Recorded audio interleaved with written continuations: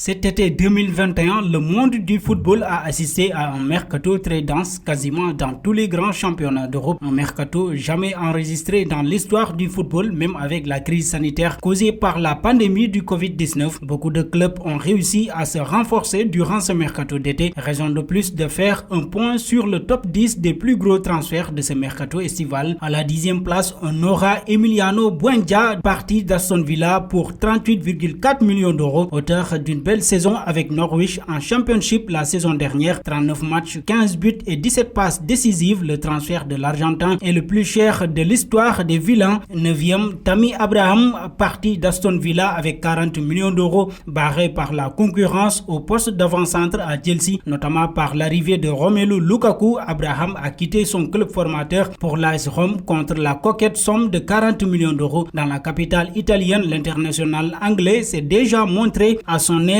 avec un but et 2 passes décisives en 2 matchs. Ibrahima Konaté du côté de Liverpool occupe la 8e place avec 40 millions d'euros. Lui aussi, le solide défenseur du RB Leipzig rejoint Liverpool pour un contrat de 5 ans et quelques 40 millions d'euros. C'est un garçon de 22 ans qui a une marge de progression en raison de son potentiel immense, a précisé l'entraîneur des Reds. Jürgen Klopp a proposé l'international espoir français.